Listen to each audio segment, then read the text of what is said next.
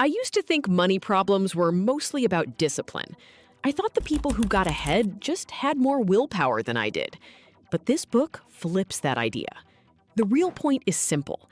I do not need to be perfect with money every day if I build the right system. That is the heart of the Automatic Millionaire. David Bach says wealth does not have to come from being a finance genius. It can come from making smart money choices happen by default. That means savings, investing, and even bills can move on their own before I get a chance to spend the money somewhere else. What I like about this idea is how calm it feels. It takes money out of the daily battle in my head. And for a lot of people, that is the real problem. Not laziness, not lack of ambition, just too much noise. This book says stop fighting yourself. Set the system once, then let it work. This is the first big move in the book, and it matters because it changes the order of your life. Most people pay everyone else first. Bills, food, fun, surprise costs. Then they try to save what is left. And for most of us, that is nothing. Bach says I should pay myself first. I like that because it turns saving into a rule, not a wish. The money moves out of my paycheck right away, before I can touch it, before I can talk myself out of it. That one step makes saving feel less like a test of self-control and more like a default setting. And here is the deeper point. When saving happens automatically, I do not have to keep making the same hard choice again and again. That saves mental energy. It also builds trust with myself. I stop hoping I will save later, and I start knowing I already did.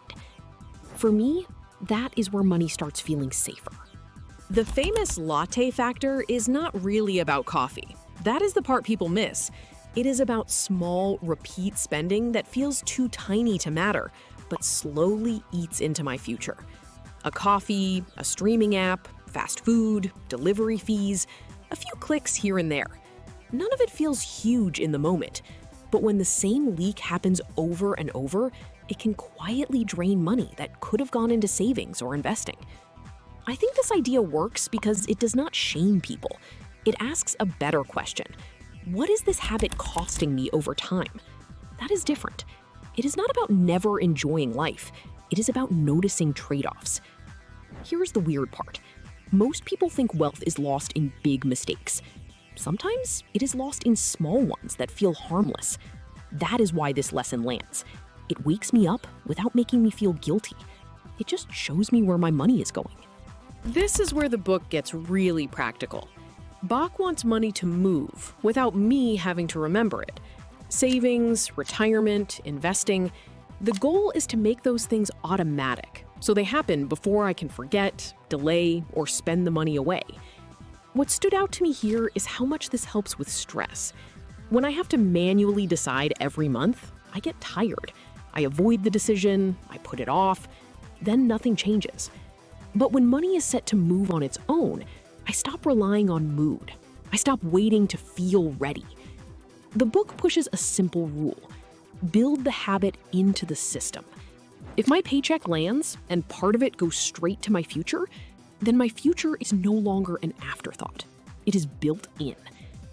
This is one of those ideas that sounds almost too simple, but simple is the point. The system does the heavy lifting. I just set it up once and keep going. Bach also talks about homeownership as a way to build wealth, because a mortgage can slowly turn into equity. In plain words, each payment can build something I own instead of only covering rent. I think this part needs a careful read. The basic idea still makes sense. If I own a home, I may be turning a monthly cost into long-term value. That is why he calls it a kind of forced saving. The money is not just disappearing, it is building something over time. But this is not a one-size-fits-all rule. Renting can make sense too, depending on where I live, what I can afford, and how stable my life is. What matters most is the deeper lesson.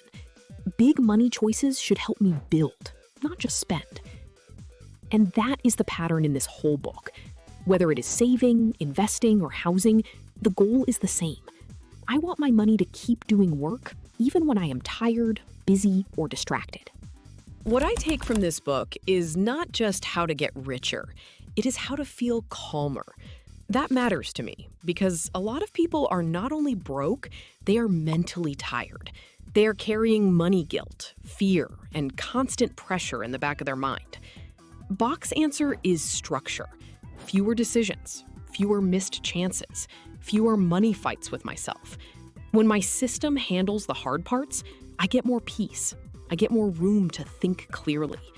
That is what makes this book feel useful, not flashy. If I had to reduce it to one line, I would say this: wealth gets easier when I stop relying on willpower and start relying on design.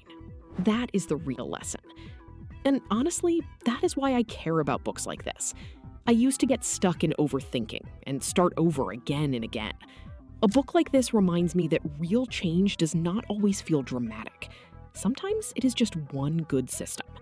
If you want more book ideas made simple, subscribe to the 5-Minute Shelf.